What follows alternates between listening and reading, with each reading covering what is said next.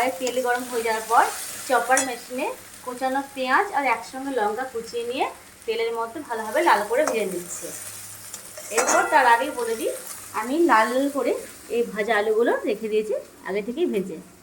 এবার মিক্সিতে পেস্ট করা আদা লঙ্কা রসুন আছে, সেটা একসঙ্গে মশলার সঙ্গে কষবে যতক্ষণ না পেঁয়াজটা লাল করে ভাজা হচ্ছে। টমেটো দিব, তারপরে দিব মিট মশলা, জিরা গুঁড়ো। আমাকে বলতে হবে না, মা বলে দিচ্ছে।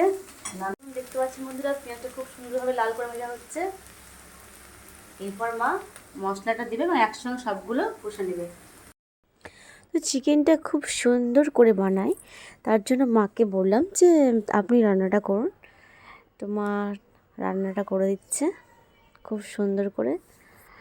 মশলাটা দেওয়া হয়ে গেল, এরপর খুব ভালোভাবে কষিয়ে নেবে।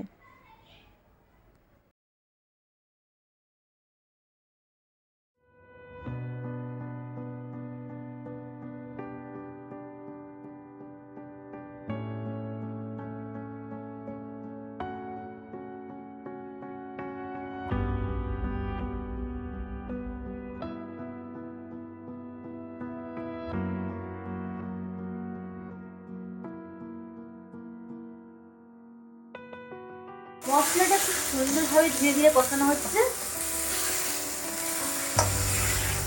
আমরা জল দেবো না। একটা কি জানো তো, আমরা মশলা কষার সময় জলও দিই না এবং মাংস করার সময়ও জল দিই না। জল না দিয়ে কষিয়ে রান্না করবে। মাংসটা রান্না মশলা কষার সাথে সাথে এবার টমেটোটা দিয়ে দিবে।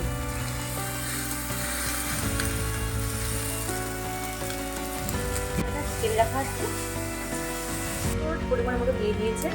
এরপর দিবে জিরে গুঁড়ো, মানে রেড চিলি পাউডার। দিয়ে যাচ্ছে অল্প পরিমাণে মিট মশলা।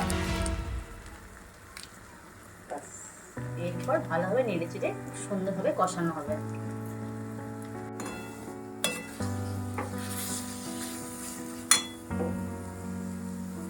মশলাটা কষাচ্ছে খুব সুন্দরভাবে। মশলাটা খুব সুন্দরভাবে কষানো হয়ে গেছে। এরপর ভেজে রাখা আলুগুলো দিয়ে দিবে এবং তার সঙ্গে মাংস। কষানো হয়ে গেছে একবারে কমপ্লিট। এরপর চিকেনগুলো দেওয়া হচ্ছে কড়াইয়ের মধ্যে।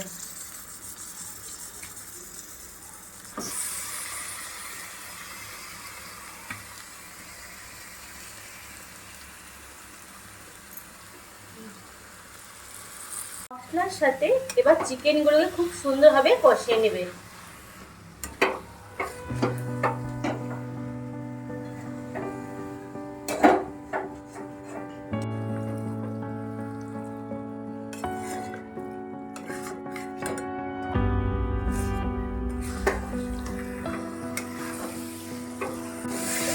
কষানো হচ্ছে।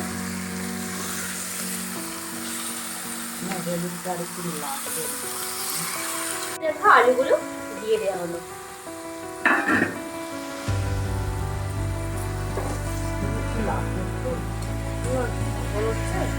সঙ্গে সঙ্গে এরপরে আবার ঢাকা দেওয়া হবে।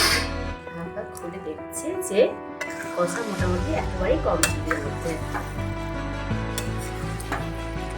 এখানে কিন্তু জলটা ইউজ করা হয় না, আমরা জল ইউজ করবো না বলে দাও। হ্যাঁ বলে দিচ্ছি, আপনি বলে দিচ্ছি। তোমাকেই বলতে বলছি আমি সে কথাটা। মা বললো এখানে একদম জল ইউজ করাই যাবে না। জল না ইউজ করে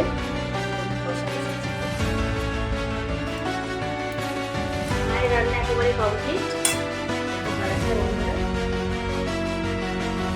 গ্রেভি খাই না আমরা, অল্প গ্রেভি করেছে আমার মা।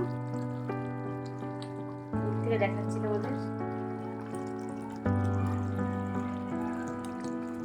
আমরা একটু আলু পছন্দ করি, তাই 2-1টা আলু দেওয়া হয়েছে। এবার ঘি গরম মশলা নিয়ে নামিয়ে দেবে।